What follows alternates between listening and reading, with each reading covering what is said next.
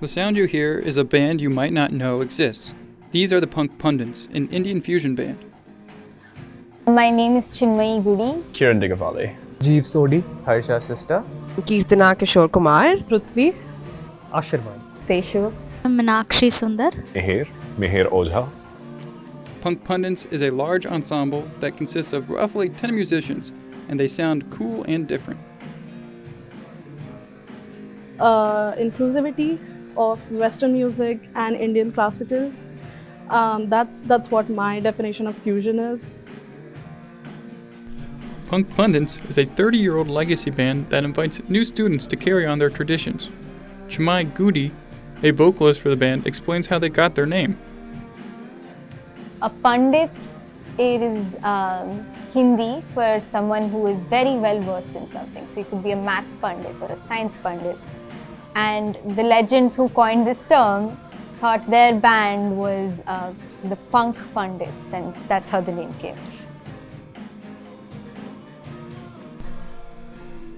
For a lot of the band members, Indian culture is an important part of their identity.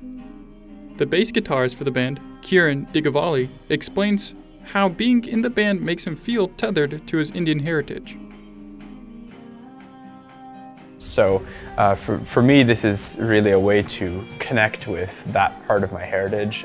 And I have a lot of family that lives in India. I don't necessarily see them too often. So when being with the people in the band, I feel like I'm with family. That's sort of how it is for me.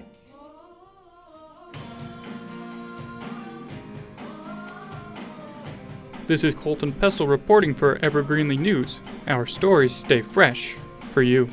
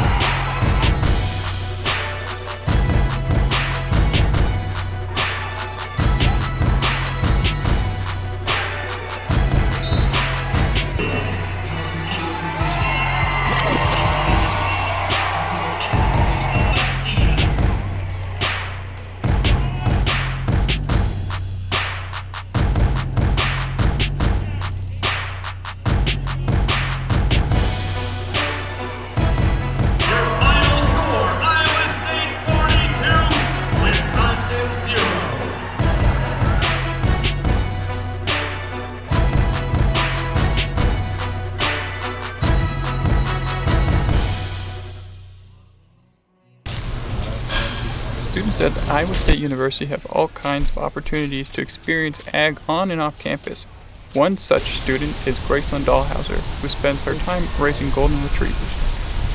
My family raises golden retrievers and golden doodles for service dog organizations and for just family temperaments in the local Midwest area. And we really focus on ethical breeding. All of our dogs live indoors, and we test everything we possibly can. We test their hips, eyes, heart, elbows, and then our puppies go through this curriculum where at day 3 we touch their paws, and they have a lot of enrichment and socialization to help them be able to serve people later on as blind dogs, mobility dogs, therapy dogs in schools. So that's been really fun to see. At the College of Veterinary Medicine, Professor Teresa Beechler is familiar with the life cycle of animals such as golden retrievers. We do all aspects of reproduction, so basically kind of like an OBGYN for animals. So we work with doing breeding management, so determining when is the opportune time and trying to make everything optimal on both the male fertility and the female fertility to hopefully obtain a successful pregnancy. And that's both in horses or equine species, and then the same in dogs and cats. Mostly for our small animals, it's majority dogs. In the state of Iowa, owners can breed their own dogs with really no education or no licenses that need to be obtained if it's just in a kind of a short setting. A lot of folks will use golden retrievers or even Labradors, I guess in my experience that I've been, for like seeing eye dogs for the blind or other therapy assistance animals for a whole bunch of purposes.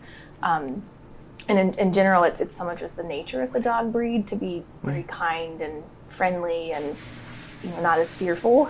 But at least the people who are trying to do it the right way, everything they can, they're trying to do the best by the dogs. And try to make sure they help find hopefully good families, hopefully good areas, and if something happens, are willing to kind of step in those roles if they need to. This is Colton Pestel reporting.